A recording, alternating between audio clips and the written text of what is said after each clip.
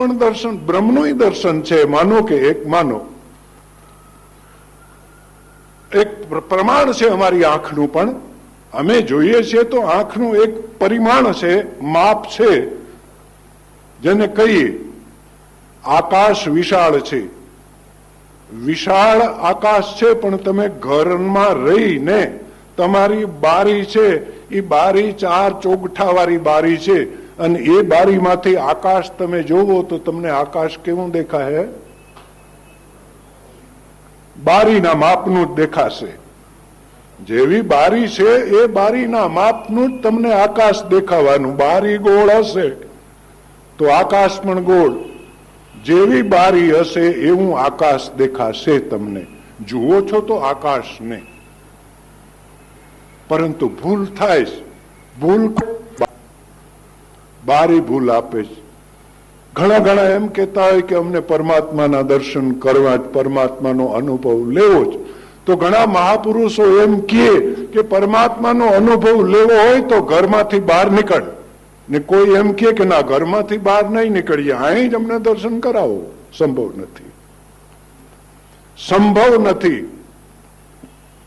હા, કારણ કે મુશ્કેલી આપણી આ છે, આપણે આપણા ઘરમાંથી બહાર નીકળવું નથી.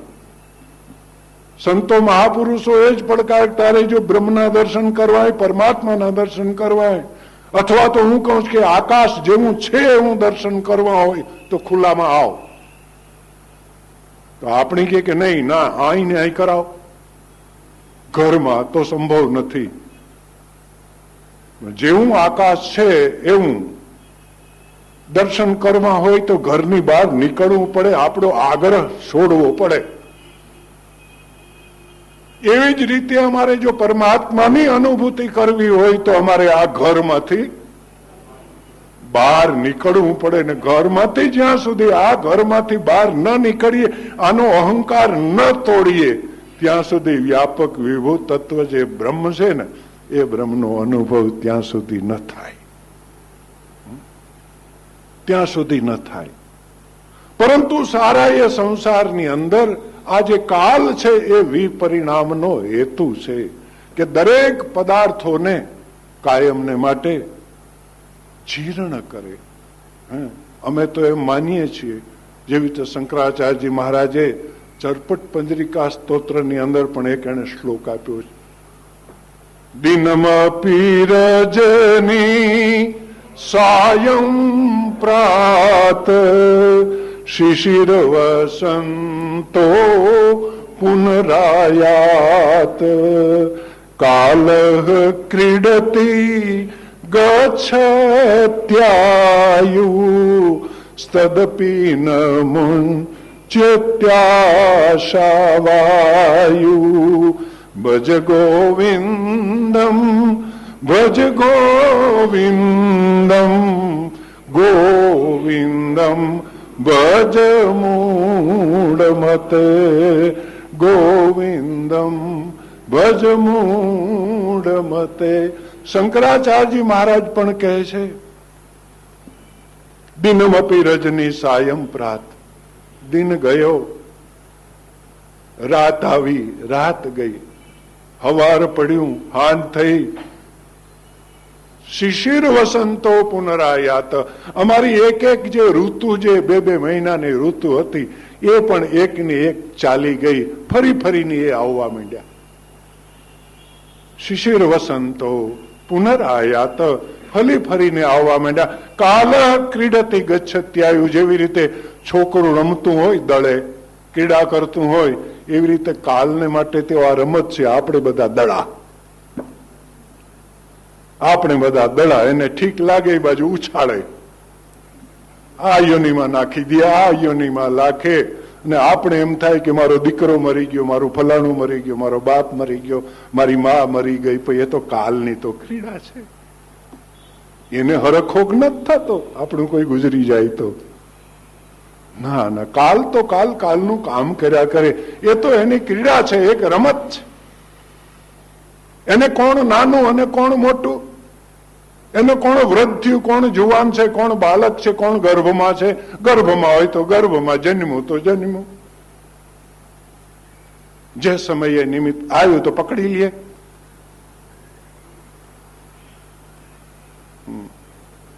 એ સફાઈનું કામ કર્યા કરે. ઈશ્વરે સફાઈ કરવા માટે રાખ્યું. આ મૃત્યુ ન તો હું દયા થાત ખબર છે તમને?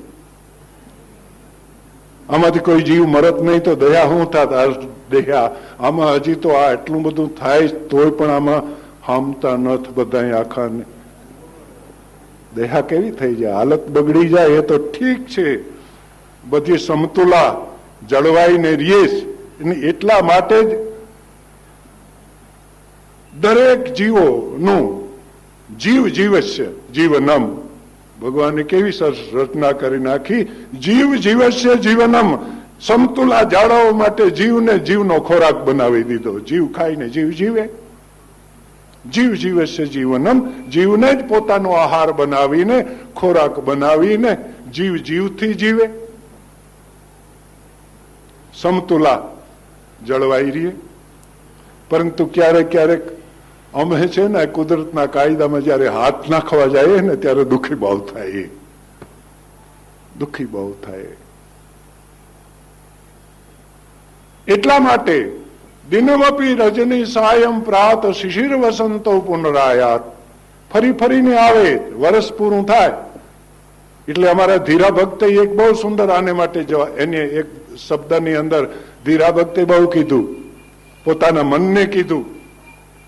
ને મનને કહેશ કે સાવધાન રહેજે, તારી ઉપર દુશ્મનો છે. હા, અને એ દુશ્મનો છે અને તારે એક લડાઈ, તારે સંગ્રામ કરવાનો છે. અને તું બધાયનો આ સુબેદાર છો. ઇન્દ્રિયો હોય આ તે તારું જે સહન છે એ બધાનો તું સુબેદાર છે, એટલે સાવધાન રહેજે. ધીરા ભક્તે બહુ સુંદર વાત કરી. ખબરદાર રેજે મન સુબારે, એ સતની લડાઈએ એ લડવું છે. હિંમત હથિયાર બાંધીને એ ખાંડાની ધારે ખેલવું છે. ખબરદાર રે મન સુબા, મનને કહે છે મન સાવધાન રે, ખબરદાર રે, તું સુબો છો આ બધાનો.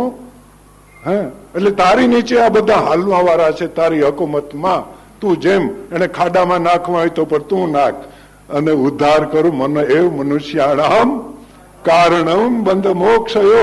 ખાડામાં નાખવા હોય તો પણ તું નાખ ને ખાડામાંથી બહાર કાઢવા હોય તો પણ તું કાઢ.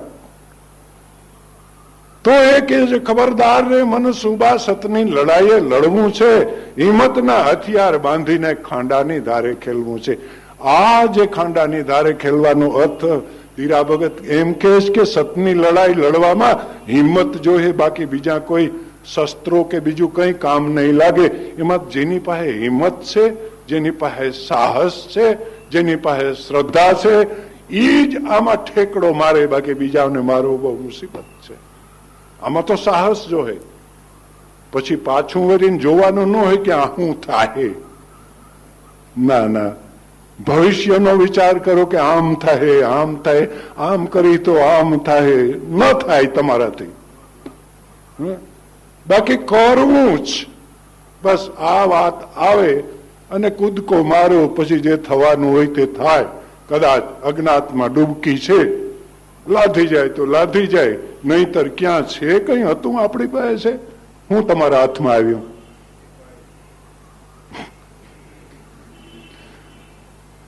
નથી કઈ. આખર હાથ મુઠ્ઠી ખુલ્યું જાજ. ફેક્ટરીઓ વાળા હોય કે ગમે એટલા કરોડોની સંપત્તિ અબજો ની હોય, પણ આખર આમ જાય છે. નથી હાથમાં કઈ આવવાનું, અને કદાચ એમાં ડૂબકી મારીએ તો ગુમાવવાનું તો નથી કઈ. ક્યાં છે પાસે કઈ? સતની લડાઈએ લડવું છે. કાલનું વર્ણન કરતા ધીરા ભક્તિ એમ કીધું, એક ઉમરાવને 12 પટાવત, એક ઉમરાવને 12 પટાવત, એકને નીચે 30-30, એક નહીં એક ધણિયાણી, એમ વિગતે છે 720. સોઈ સરદારે ગઢ ઘેર્યો રે, એની સામે જૂજવું છે, ખબરદાર રે મનસુબા. વાત એ આવી, એક ઉમરાવ એટલે વર્ષ થયું, એને ઉમરાવ કીધું. એના 12 પટાવાળા એટલે 12 મહિના. પછી એકના નીચે 30, પછી એક મહિના નીચે 30 દિવસ આવ્યા. પછી એક ને નીચે એક ધણિયાણી રાત્રિ આવી. એમ દિવસ ને રાત્રિ વર્ષના કેટલા થયા? 720. 100 સરદારે ગઢ ઘેર્યો રે. આ શરીર રૂપી ગઢને ચારે બાજુથી એની ઘેરી લીધો છે. ધ્યાન રાખજો મેરે ભાઈ બહેન, મૃત્યુની દિવાલ છે. મૃત્યુનો ચારે બાજુ કોટ છે, કાલનો કોટ છે, ને કાલના કોટને જે ભેદી શકે છે એ પરમાત્માનો અનુભવ લઈ શકે છે. બાકી કાલના કોટને, જે મૃત્યુને ભેદી શકતો નથી, એ પરમાત્માનો અનુભવ લઈ શકતો નથી. તો મદાલ શાહ કાયમને માટે એ વાત પોતાના અલર્કને સમજાવી, બેટા કે આ શરીરની ઉત્પત્તિ થાય છે, આ શરીર 6 વિકાર વાળું છે, અને વિકાર વાળું છે એટલે એની ઉત્પત્તિ જેવી રીતે બાજરાનો છોડ છે, એ ઉગ્યો, બી હતું, પછી અંકુરમાં આવ્યો, જાયતે વર્ધતે પરિણમતે અપક્ષયતે વિનશ્યતે. 6 વિકારો વાળું. એવી રીતે અમારું આ શરીર પણ 6 વિકારો વાળું છે. વસ્ત્ર વિનાશે યથા શરીરે, કશ્યાપી નાસ્તિ વિનાશ મતિહી.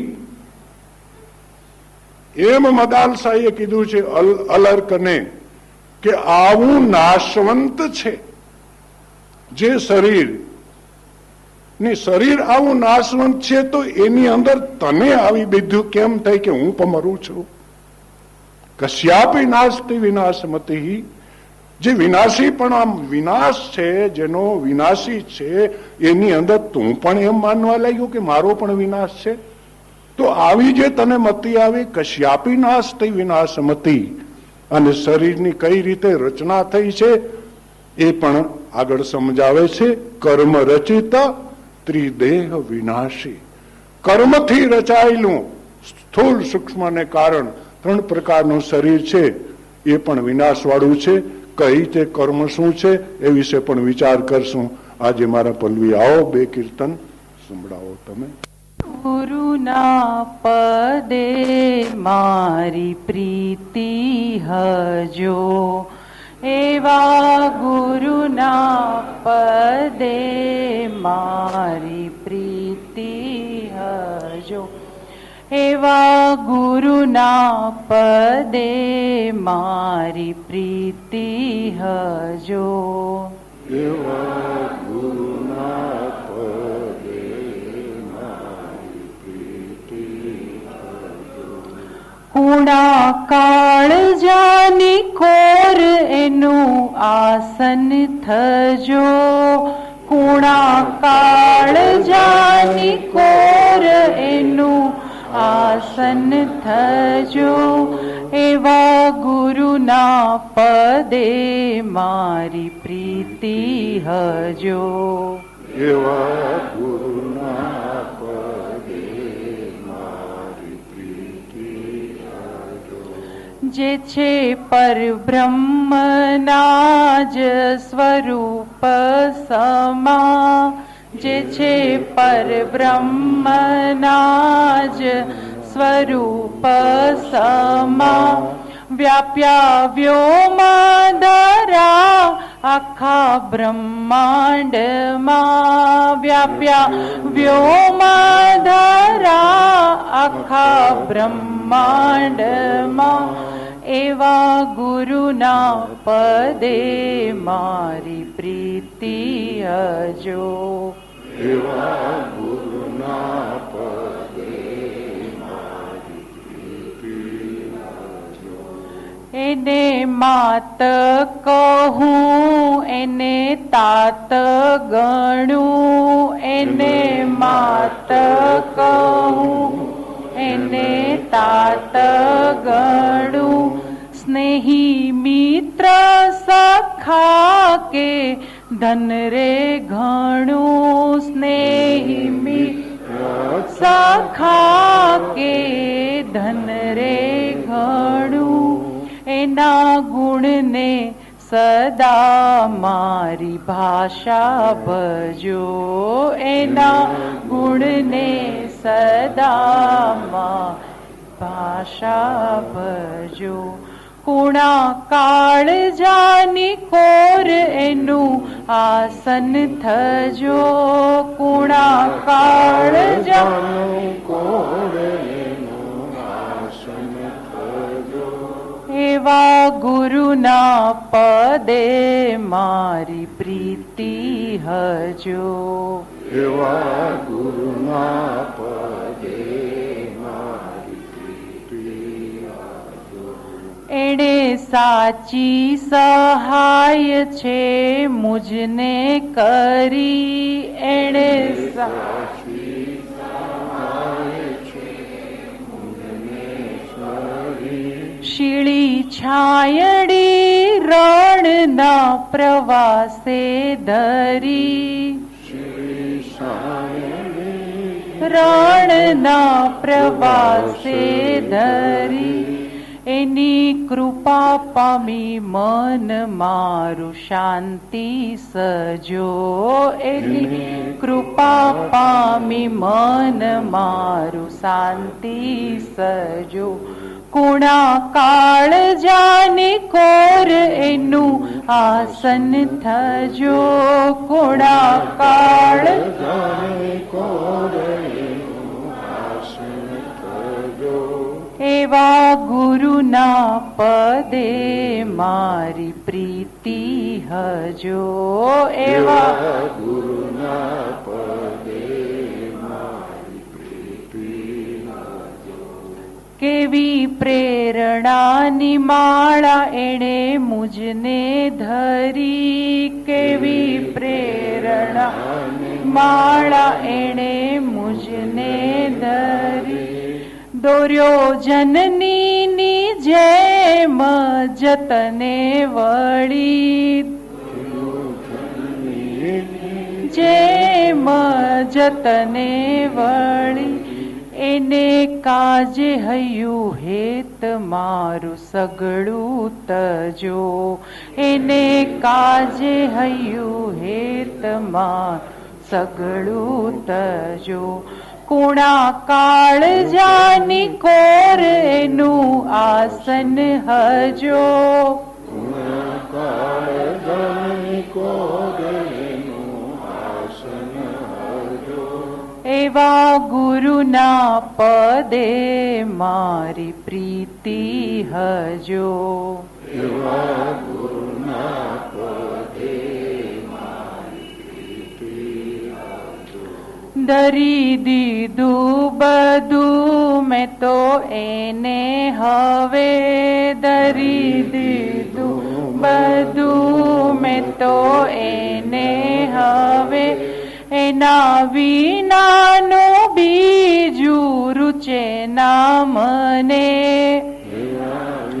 નાનું બીજું રૂચે ના મને એના ઉર્માએ મારા માટે પ્રીતિ હજો એના ઉર્માએ મારા માટે પ્રીતિ હજો એના ઉર્માએ મારા માટે પ્રીતિ હજો એના ઉર્માએ મારા માટે પ્રીતિ હજો કુણા કાળ જાની કોર એનું આસન થજો કુણા કાળ જાની કોર એનું આસન થજો એવા ગુરુના પદે મારી પ્રીતિ હજો એવા ગુરુના પદે